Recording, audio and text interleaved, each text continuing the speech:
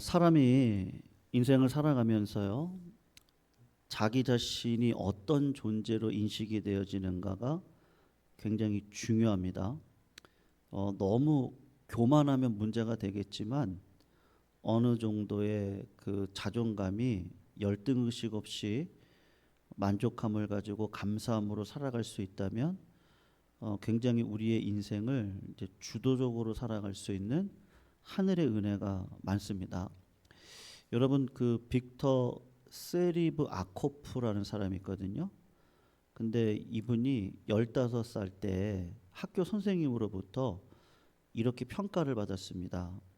내가 보니까 네가 공부도 못하고 지능이 좀 떨어지는 것 같은데 그냥 일찌감치 학교 그냥 그만 나오고 장사하면서 살아가는 게 좋겠다. 그렇게 얘기를 한 거예요. 이제 저희 때도 IQ 검사를 했거든요. 근데 지금은 IQ 검사보다도 이제 아이들 이제 종합적인 평가를 합니다. 이제 그런데 저희 때만 해도 IQ를 검사를 해서 뭐 저도 이제 뭐 얼마의 숫자를 받았었거든요. 근데 이분이 173이었어요, 사실은요. 그런데 일자가 빠졌어요, 어떻게 우연히. 그러니까 선생님이 보니까 73이란 말이죠. 그러니까 야, 너가 좀 이런 머리로 뭘 공부를 하니? 그래서 이제 그냥 장사하면서 살아라. 돈이라도 벌면 괜찮지 않겠니? 이제 이렇게 얘기를 한 거예요. 그래서 이 사람이 그 빅터라는 분이 내가 전능하구나. 왜냐면 이제 IQ가 73이니까요. 여러분 보통은 몇 넘죠? 한 120? 그죠? 예, 120 넘고 제가 고등학교 1학년 때가 이제 뭐 얼마가 나왔었거든요.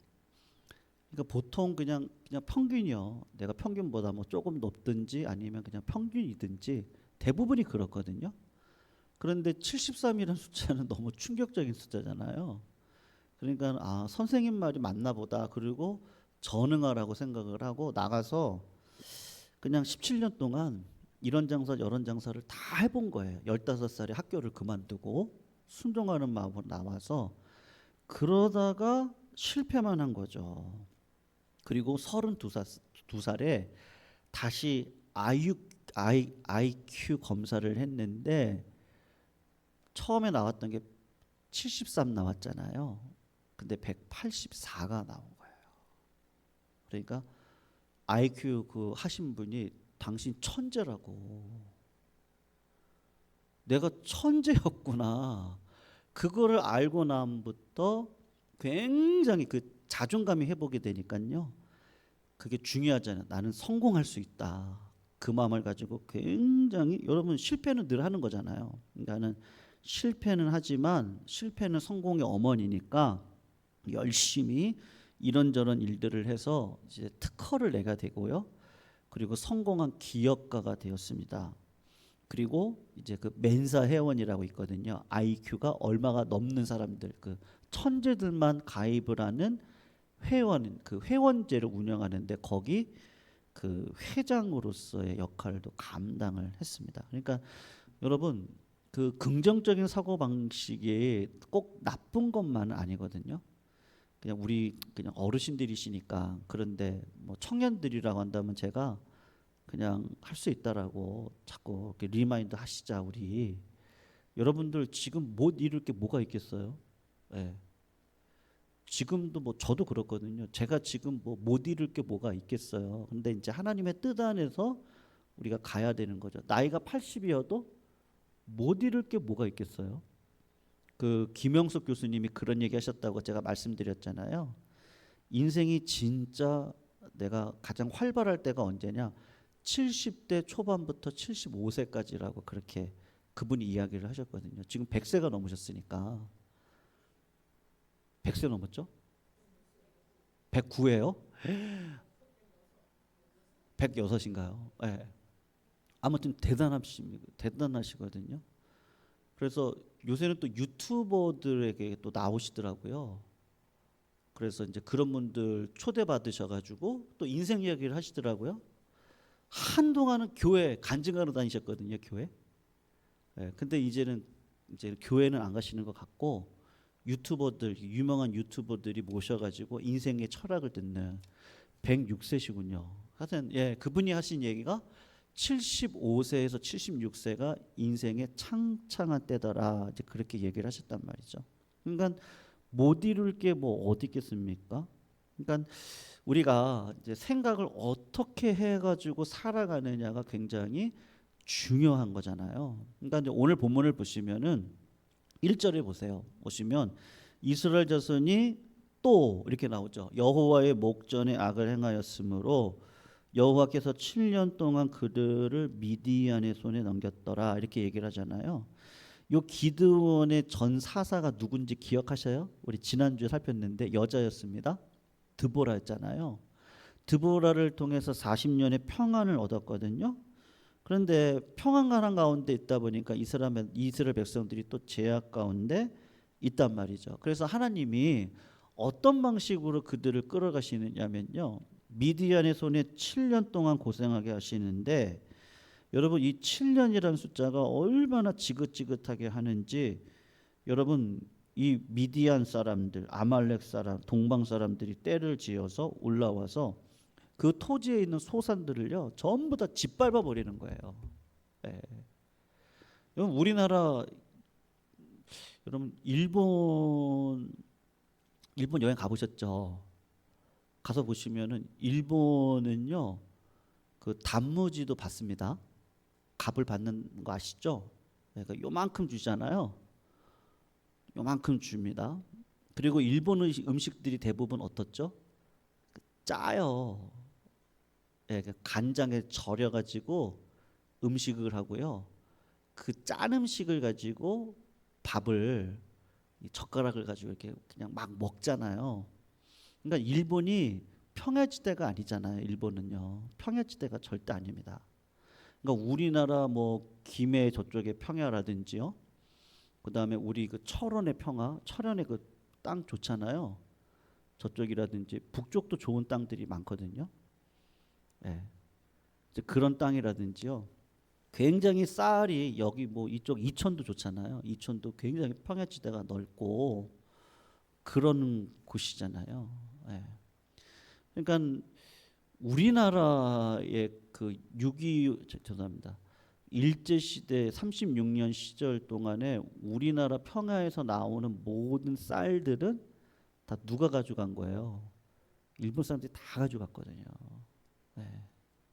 일본이 이제 품종 개량을 해서 좋은 쌀이 있습니다만 일본이 그 먹을 게 풍족한 나라가 아니었더라고요. 그래서 이렇게 절여놓고 그러니까는 인심이 좋을 수가 없어요. 일본이.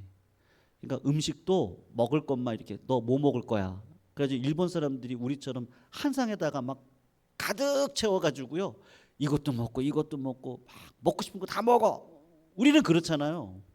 근데 이 사람들은 역사적으로 음식이 많지가 않으니까 자기 조그만 상 요만한 거 하나 해가지고요. 거기다가 조금씩 두는데 다 절여놓은 거 짠 거. 그래서 먹고 싶은 것만 이렇게 해서 최대한 음식도 소모가 안 되게 하고 그리고 이제 가족들 다 조그만 상으로 주고 그거 이렇게 먹고 이제 그거 설거지하고 우리는 여러분 반찬 그릇이 얼마나 많아요. 청소 한번 죄송합니다. 설거지 한번 하려면 말이에요. 국그릇 국도 그냥 뭐 요만큼입니까? 일본은 이렇게 깊고 이렇게 돼 있죠. 우리나라는 넓고 크게 돼 있잖아요. 밥그릇도 어때요? 저 초등학교 때만 해도 고봉밥 먹었거든요. 깊고 커요. 근데 일본은 좁고 이렇게 올라와 있잖아요. 그러니까 어떻게 하든지 줄여가면서 짠 음식 먹으면서 아껴가면서 살았어야 되거든요. 그러니까는 그 섬, 그 저기 뭐 온천은 좋지만 화산반도니까 지진 많고 그러니까는 음식이 막 그렇게 풍요롭지가 않은 곳이 일본이란 말이에요. 그러니까 일본이 우리나라 와서 얼마나 좋았겠어요. 산의 진미, 인삼부터 해가지고 뭐 온갖 좋은 거 다 가져갔잖아요. 몇 년 동안요?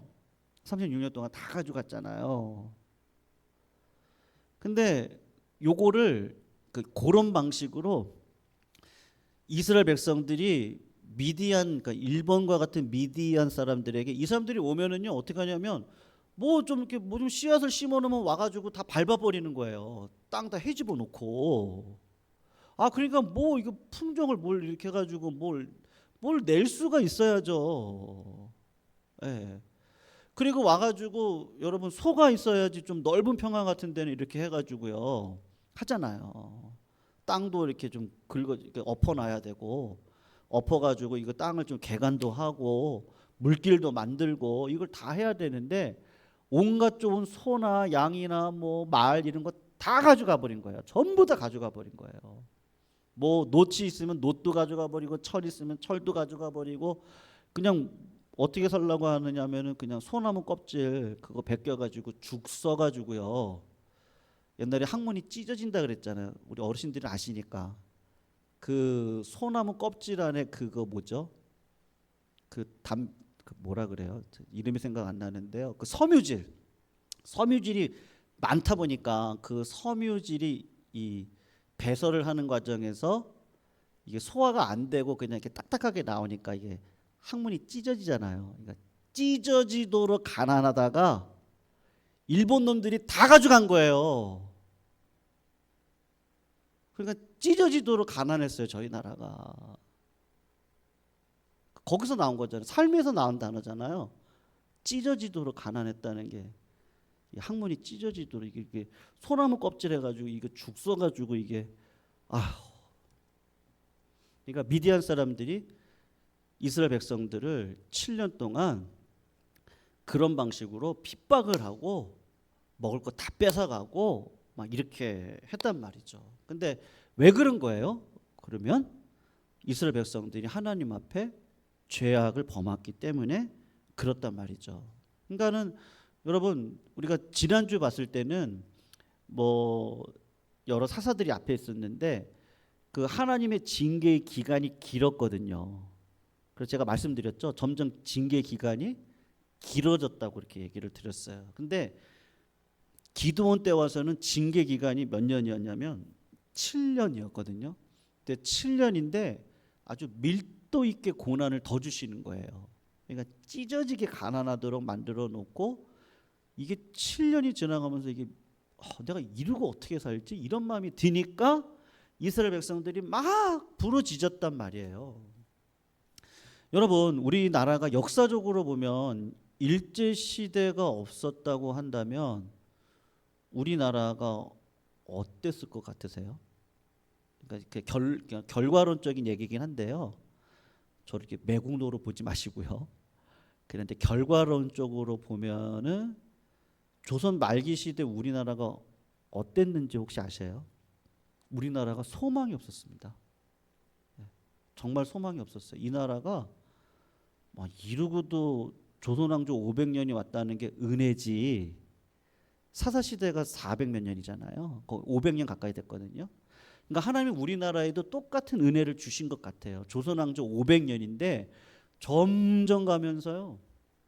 왕들도 그렇고 그 왕궁 안에 있는 사람들이 다 이게 갈라졌잖아요. 이분법이 돼서 갈라져가고 나라는 싸우고 있지. 백성들은 주막에 가서 술 먹고 도박하고 겨울이면은 뭐 그냥 다 도박하고 술 먹고 온 나라가 그랬다고 그러더라고요. 조선 말기에 보면은 이 나라가 망하지 않는 게 이상하다라고 할 정도로 그랬단 말이에요. 그러니까 하나님의 입장에서 보면은 어떻게 하시는 게 맞겠어요? 징계가 들어가서 여러분 저기 우리 한국 교회가 지금 기독교인들이 많이 줄어들고 있거든요. 제가 우리 새벽 예배 주중에도 잠깐 말씀드렸는데요. 뭐 이제 목사님들 제가 만나 뵀잖아요. 그리고 뭐 작은 교회 목사님들도 계시고 뭐 자리비한데 목사님도 계시지만 이제 큰 교회 목사님들도 같이 만나서 이런저런 얘기들을 나눠요. 근데 큰 교회 이제 사역하시는 목사님이 저한테 그러시더라고요. 목사님, 여러분 큰 교회 가면은요, 그 장사하시는 성도님들이 굉장히 많으시거든요. 네. 왜 큰 교회를 다니시겠어요? 네? 성도가 많잖아요. 그러면은 이제 장사하기에 조금 더 편하죠. 네. 근데 그런 것도 없지 않아 있거든요. 근데 그 목사님 그러시더라고요. 예전에는요, 감히 그런 얘기는 못했대요. 네. 그러니까 목사님들이 보면 알죠. 진짜 신앙을 가지고 와서 교회 생활을 하는 건지. 왜냐하면 헌신도가 있을 거 아니에요. 그리고 사람의 신앙을 어떻게 숨겨요? 어쨌든 한 3년 지나가면 다 알지 않아요? 같이 얘기해보고 같이 말씀에 대한 은혜도 나눠보고 우리가 다 하잖아요. 그리고 같이 교회일도 해보고 다 한단 말이에요. 그런데 이제 아닌 걸 아는 거죠. 아이 그냥 저 성도님은 장사를 하시니까 이렇게 들어온 거지. 이제 이렇게 알고는 있는데 이렇게 말씀은 못 드리죠. 못 드려요. 네. 근데 그 목사님 그러시죠. 요새는요. 예전에는 내가 장사하려고 교회 여기 등록하는 거예요. 감히 그렇게 얘기를 못했는데 요새는 장사하려고 내가 교회 들어옵니다. 그렇게 얘기를 하신대요. 본인이 깜짝 놀랐대요. 자진해서 오셔서 뭐 주보에다가 뭐 스스로 오셨어요 이렇게 써놓긴 했지만 그런다는 거예요. 우리 한국 교회가요 지금 굉장히 그 신도 수가 많이 줄어들고 있거든요. 그러니까 저는 좀 생각이 그런데요. 저는 잘 됐다. 예. 예전에 저희 때만 하더라도 저도 이제 전도 해가지고 전도상도 받고 그랬거든요. 제가 막 12명 뭐 20명 초등학교 때 그렇게 전도했었어요. 근데 그때는 교회에서 야 뭐 크레파스 줘 뭐 도화지 줘 이러니까요. 초코파이 먹을 수 있어. 그때만 해도 저희 초등학교 때만 해도 힘들 때니까 애들이 그냥 교회 가자 그러면 막 다 왔어요. 다 와가지고 뭐 교회에서 주는 거 먹고 그때는 교회가 더 발전되어 있었으니까 세상보다 그랬었거든요. 근데 지금은 초등학교 제가 우리 딸한테 물어보면요 그렇게 예수 믿는 아이들이 그렇게 없어요. 예. 그리고 코로나가 지나가면서 저도 여기서 경험했었거든요. 그때 한참 저쪽 청량리에 있는 어떤 목사님이 그냥 막 코로나 뭐 그것도 있었고 또 어디가 있었냐면 저기 신천지 대구에서 그런 일이 있어가지고 갑자기 교회가 막 이미지가 막 굉장히 안 좋아질 때가 있었거든요. 여기 그때 어린이집 여기 어머니들이 부모님들이 왔다 갔다 하면서 저희들을 막 째려보셨어요.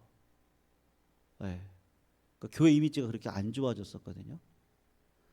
뭐 그래서 그런지 교회 신도수가 많이 줄어들고 전체적으로 보면은 굉장히 많이 줄어들었습니다. 옛날에 저희 때만 해도 20%가 넘었는데 지금은 13% 정도밖에 안 된대요. 10%에서 13%밖에 안 된다 그러더라고요. 대한민국 전국 인원의 10%가 예수 믿는 분이라고 그렇게 얘기를 하더라고요. 그러면 이제 전도를 해야 되는 건 맞는데 하나님이 우리들에게 지금 뭐를 얘기하시는 거예요? 오히려 이때에 진짜와 가짜가 갈라질 수 있겠구나. 그런 생각은 들더라고요. 네. 그러니까는 조선왕조 500년 끝자락에 이 나라가 이렇게 가다가는 망하는 거잖아요. 그러니까 하나님이 일제 시대를 통해서 우리에게 하나님을 찾게 하시고 일제 시절 가운데 1907년도에 그 중간쯤 되는 거잖아요. 그 어간에 평양대복 운동을 일으키셔서 성도들이 가난한 마음 가지고 하나님을 찾게 하셨단 말이에요. 그러니까 역사적으로 보면은 그런 고난이 우리 가운데 참 필요하다. 야, 이게 아니었다면 우리나라가 이렇게 정결해질 수 있었을까? 그런 생각이 들거든요. 그럼 지금도 여러분 한국 교회가 신도수가 떨어지는데 오히려 저는 이때가 진짜 하나님의 이름을 부르는 자들과 그렇지 않는 자들을 나눌 때가 아닌가? 진짜 신자와 가짜 신자를 그건 우리가 판단할 수는 없습니다만 하나님 입장에서 보면은 그러한 징계들을 통해서, 왜냐하면 하나님이 우리 교회 한국 교회들 잘 되게 하셨거든요. 복을 주셨거든요. 근데 그 복에 취해서 진짜 믿음의 삶을 살아내지 못했던 여러 과정들이 있었거든요. 그래서 저는 아직도 기억이 나요. 어떻게 했냐면요, 저 청년 때 예배 빨리 드리고 우리 일하자 그랬어요. 일하자고. 그러니까 예배가요 부속품이었어요. 그 예배가요 그냥 빨리 드려버리고 일하기 바빴어요. 일하기 그때. 네. 그러다가 이게 신앙이 도대체 뭐지? 청년 시절에 그런 의문이 확 오더라고요. 아예 그냥 무조건 믿는 거야. 그래 청년 때 술, 담배 안 하고 11조 하고 선교하고 그러면 다 돼.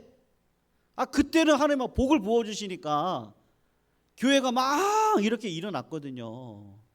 근데 오히려 하나님께서 그렇게 복을 주셨을 때, 가나안 땅을 정복하게 해 주셨을 때 하나님을 찾고 나아가야 되는데, 말씀은 그냥 액세서리가 어느 순간 돼 버렸어요. 말씀이. 그래서 말씀을 알지도 못해. 말씀을 읽는다고는 하는데 말씀의 의미와 배경과 여러 지식들을 그냥 스킵하고 다 지나가요. 그래 그때만 해도 교회가 막 이렇게 부흥되니까요 할 일이 너무 많았거든요. 그럼 이렇게도 해볼까, 이렇게도 해볼까. 청년부를 제가 목회 시작할 때 청년부를요 교회에서 분립을 시켰거든요. 그래서 재정도 따로 쓰게 하고 청년들이 교회를 읽어갈 수 있도록 선교도 청년들이 헌금을 굉장히 많이 합니다. 그럼 그 헌금을 가지고 또 선교 사역도 자기네들끼리 해보고 막 그런 방식으로도 막 했었거든요. 그러니까 바빴어요. 저도 일본 어디 선교 오히려 그때가 어마어마하게 많이 다녔거든요. 해외로요. 네. 그래서 막 선교한다고 그러고 막 했는데 막상 교회 안에서는 뭐가 없는 거예요. 하나님이 누구신지, 내가 믿음으로 어떻게 살아가야 되는지, 이제 그런 것들이 많이 퇴색이 되어졌던 것 같아요. 제 생각에는. 그때 하나님이 어떻게 하시죠? 이게 징계를 딱 주실 때 사실 이 징계가 복이죠. 네. 그래서 저는 오히려 한국교회 신도수가 줄어드는 건 기회다. 이럴 때 더 하나님 앞에 집중하고 믿음으로 살아가면 하나님이 반드시 저희들에게 큰 복을 주실 거다. 저는 오히려 소망이 생기더라고요. 왜요? 하나님이 교회를 떠나시지 않거든요. 절대로 떠나시지 않거든요. 그래서 말이에요. 굉장히 어렵습니다. 지금 주일학교 없는 교회가 훨씬 더 많아요. 심각한 문제거든요. 제가 몇 번 말씀드렸는데 큰 교회 청년들이 어른 대비로 너무 없어요. 여기 가까이에 있는 큰 교회 있죠? 어른들이 10,000명이라면 청년들이 몇 명일 것 같으세요? 어른이 10,000명이면 청년들은 몇 명이어야 돼요? 자식들이 있을 테니까요. 비슷하든지 더 많아야 되잖아요. 근데 몇 명 모이게 해요? 한 300명 모일까요? 네. 그러니까 이게 전체 구조적으로 지금 굉장히 문제거든요. 그러니까 보기에는 막 이런데요. 내부 안으로 들어와서 보면은 그렇지가 않단 말이에요. 이럴 때 어떻게 해야 될까요? 제가 볼 때는 하나님 찾아야 되거든요. 시간이 필요합니다. 시간이 필요하고요.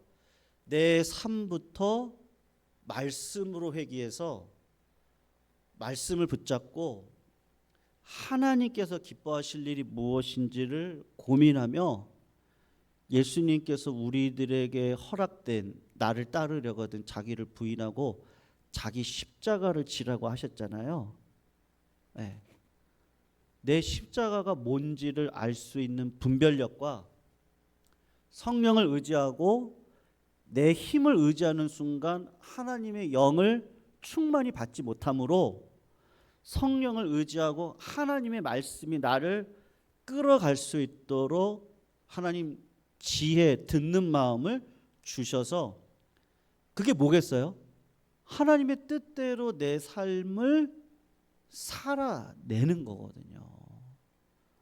그러니까 하나님께서요 기드온을 통해서 오늘 역사에 가실 때 7년 동안 진짜 막 찢어지게 가난하게 하셔가지고 이스라엘 백성들이 7년 만에 부르짖게 하셨는데 그때 하나님이 예전처럼 그냥 뭐 드보라 세우고 에웃 세우고 뭐 이렇게 막 세워가지고요. 그래서 환란을 벗어나게 하고 이번에는 그렇게 하지 않고 어떻게 하시냐면요. 이유를 정확하게 오늘 얘기를 해주시거든요. 8절에서 10절인데 한번 보시면 이렇게 얘기합니다. 여호와께서 이스라엘 자손에게 한 선지자를 보내십니다. 그리고 그가 그들에게 이르되 이유에 대해서 얘기를 해주는 거예요. 여호와께서 이같이 말씀하시기를 이스라엘의 하나님 내가 너희를 애굽에서 인도하여 내며 너희를 그 종되었던 집에서 나오게 하여 애굽 사람의 손과 너희를 학대하는 모든 자의 손에서 너희를 건져내고 그들을 너희 앞에 쫓아내고 그 땅을 너희에게 주었으며 10절도 보세요. 뭐라 그러죠? 내가 또 너희에게 이르기를 나는 너희 하나님 여호와니 너희가 거주하는 아모리 사람의 땅의 신들을 두려워하지 하였으나 근데 뭐라 그러죠? 너희가 내 목소리를 어떻게 했다 그래요?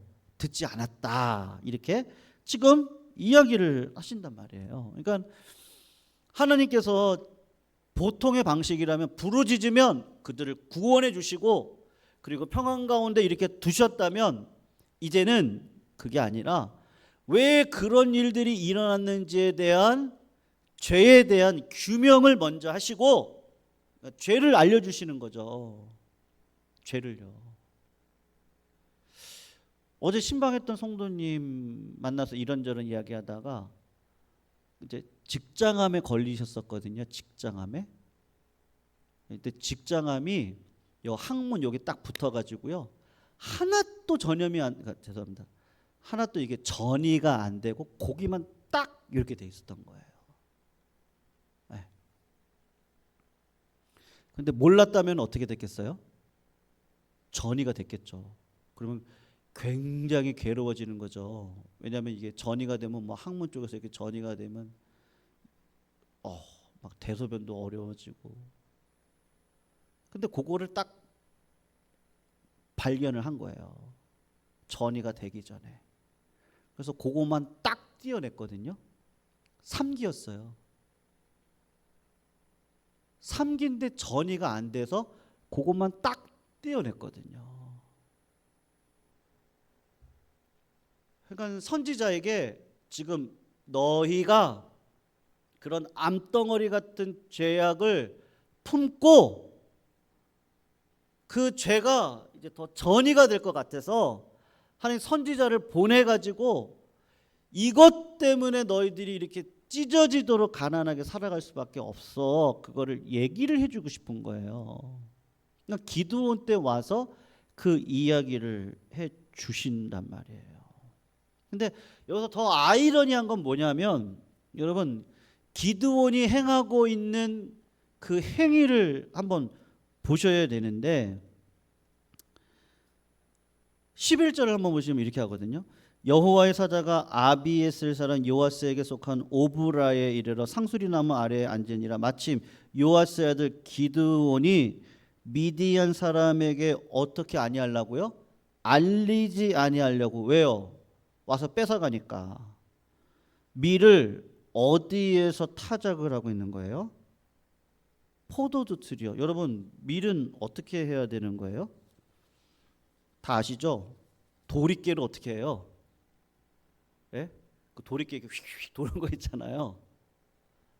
이걸로 그냥 너 죽어봐라 그러고 그냥 막 세게 막 때리잖아요.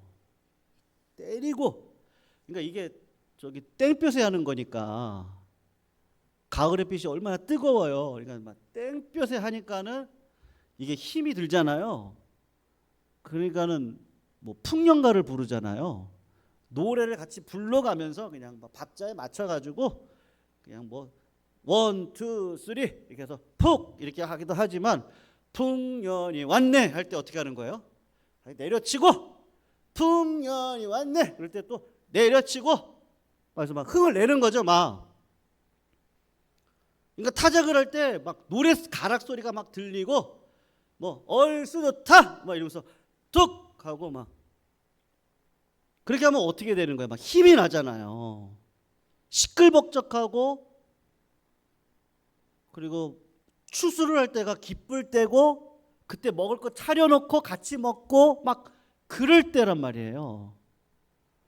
근데 기드온 원래 뜻이 뭐냐면 장작 패는 자라는 뜻을 가지고 있거든요. 우통 벗고 도끼가 쫙 해가지고 쫙 해서 나무 딱 장작 패놓고 그리고 그냥 어깨에 그냥 근육이 그냥 그득그득한 근육으로 나무 그냥 장작 이렇게 해가지고 여기다가 막 푹푹 던져놓고 기드온 이름이 원래 그런 거예요. 근데 그런 장작 패는 자가 미디안 사람들이 와가지고 그 밀 탁탁 깨는 소리가 듣고 그거 빼앗으러 올까봐 포도주 틀에다가요 이거 어떻게 하는 거야 이렇게 돌리는데 아주 그냥 천천히 들려가지고 틱틱 이렇게 소리가 나야 되는데 틱틱 아주 소리 안 나게 그냥 어떻게 하든지 밀을 그냥 까부르는 거죠. 왜요? 그 소리 들으면 미디안 사람들이 와가지고 다 뺏어가니까 그러고 있는 거예요. 근데 하나님이 와가지고 그런 기드온한테 뭐라고 얘기합니까? 우리 12절 한번 보셔요. 뭐라 그러죠? 여호와의 사자가 기드온에게 나타나 이르되 뭐라 그래요? 용사요. 그리고 12절도 한번 보셔요. 12절입니다. 죄송합니다. 네. 12절 여호와의 사자가 기드온에게 나타나 이르되 큰 용사요. 여호와께서 누구와 함께 한다 그래요? 너와 함께 하니라. 16절도 한번 보시면요. 여호와께서 그에게 이르시되 내가 반드시 너와 함께 하리니 네가 미디안 사람 치기를 한 사람을 치듯 하리라 하시니라. 이렇게 얘기를 하시잖아요. 나는 아닌데 하나님이 지금 IQ를 몇이라고 얘기를 해주는 거예요. 너 73 아니고 173이야. 그 가능성, 잠재력을 이야기를 해주시는 거예요. 참 우리 하나님은요 제약 가운데서도 긍휼을 놓치지 않고 심판 가운데서도 징계 가운데서도 하나님의 선하신 뜻을 저희들한테 보여주신단 말이죠. 여러분 남강 이승훈 선생님 아시죠? 오산고등학교 설립자요. 이분이 사실은 장사꾼이에요. 젊은 시절에 놋장사, 놋그릇 장사하다가 어마어마하게 부자가 됐거든요. 술, 담배, 뭐 도박 이런 거 하면서 돈이 워낙 많으니까 내가 인생 이루고 살아가면 되지 하고 살았던 분이에요. 근데 안창호 선생님이 미국에서 공부하고 한국에 왔는데 청년이에요. 자기보다 나이가 어리신 분이에요. 근데 안창호 선생이 와가지고 그 당시 구습을 버리지 못하고요. 노름, 주색잡기에 빠져있는 이 시대의 현실을 보면서 언제까지 이렇게 살아갈 겁니까? 그리고 우리가 일어나야 되지 않겠습니까? 여러분들 우리가 언제까지 이런 방식으로 저 일본 사람들의 노예가 돼서 이렇게 언제까지 살아가겠습니까? 소망이 없지 않습니까? 이건 아닙니다. 이러면서 여러분들 일어나세요. 여러분들 저에게 꿈이 있습니다. 우리 다음 세대들을 세웁시다. 여러분들 삶을 바꿉시다. 술 끊읍시다. 도박 끊읍시다. 주색잡기 끊읍시다. 나라가 이렇게 힘들고 어려운데 어떻게 이렇게 살아가면 되겠습니까? 근데 그 말이 그냥 이승우 선생님 마음 가운데 그냥 턱 하고 들어와가지고 그날부로 술 담배 다 끊고 도산 안창호 선생님 앞에 가서 무릎 꿇고, 자기보다 어린 사람인데 그 앞에 꿇고 내가 어떻게 하면 이 나라를 살릴 수 있겠습니까? 그래서 꿈을 가지십시다. 그래가지고 이분이요, 사제를 털어서 교회 세우고 학교 세웠거든요. 근데 그 학교가 어느 학교라고요? 제가 말씀드렸죠? 오산학교 세웠고. 여러분, 오산학교에서 누가 나왔는지 아십니까? 그 신채호 선생님, 그 나랏빛 갚으려고 돌아가셨던 조만식 선생님, 주길철 목사님, 김소월 시인, 이중섭, 그 소그림 그리시는 분 아시죠? 이인일 선 가장 잘 아실 텐데, 좋아하시잖아요, 책으로.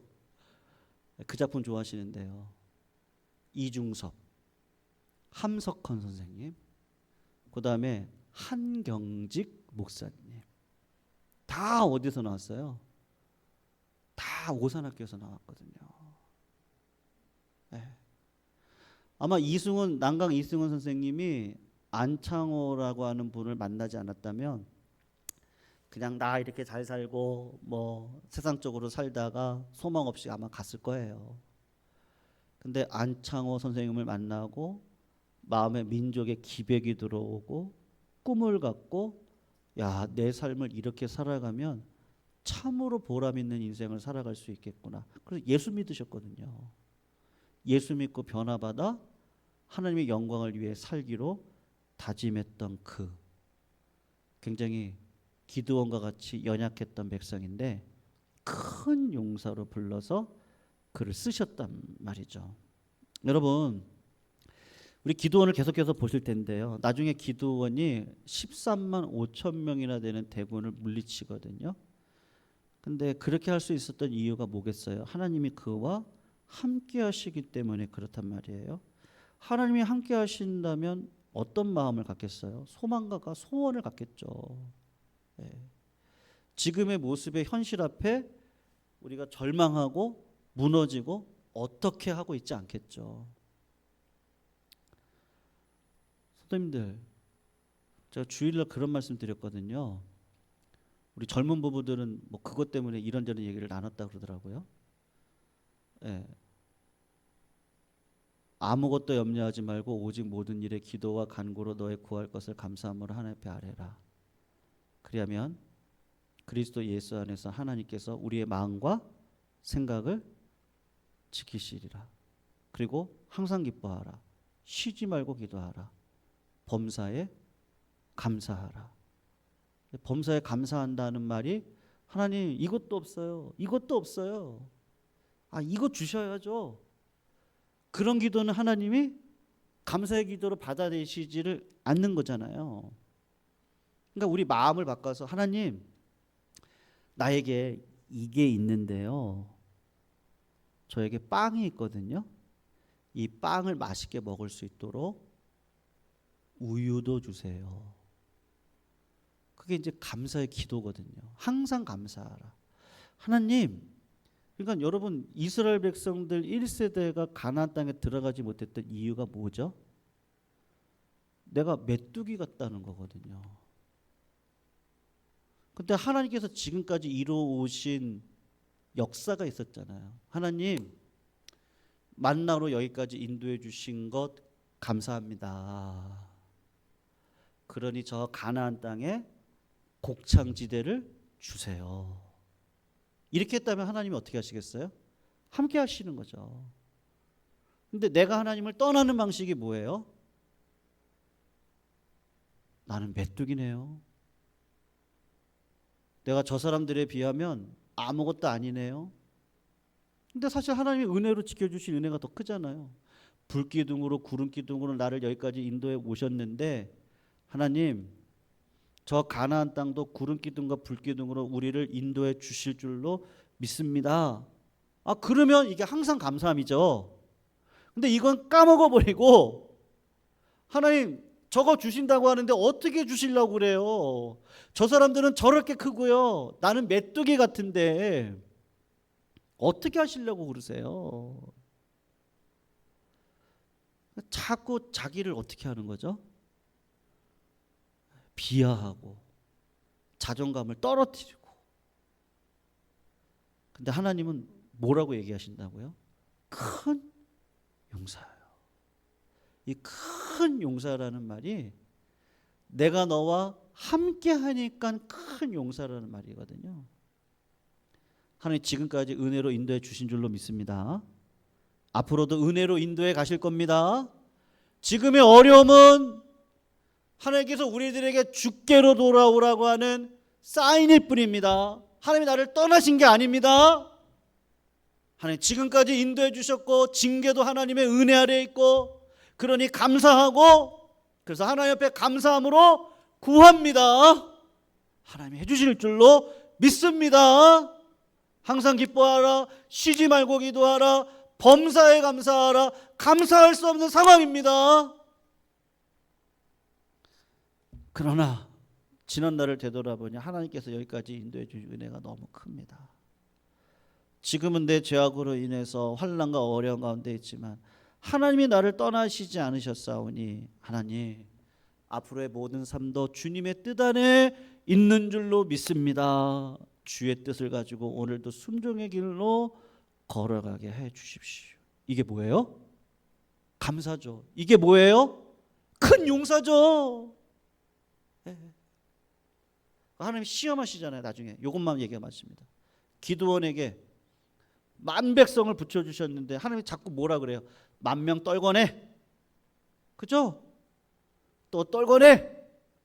그리고 몇 명만 데리고 가요? 300명만 데리고 가잖아요. 아 이럴 수가 있어요. 13만 5천 명을 데리고 그 대적들을 300명으로 어떻게 이기냐고요. 근데 이미 큰 용사예요. 하나님이 지금까지 나를 인도해 주셨으니 저 13만 5천 명을 무너뜨리게 해 주실 줄로 믿습니다. 근데 하나님의 말씀이 나를 끌어가게 해야죠. 300명도 괜찮은 거예요. 왜요? 난 큰 용사니까요.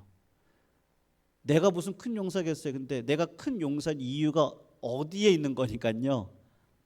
하나님께 있잖아요.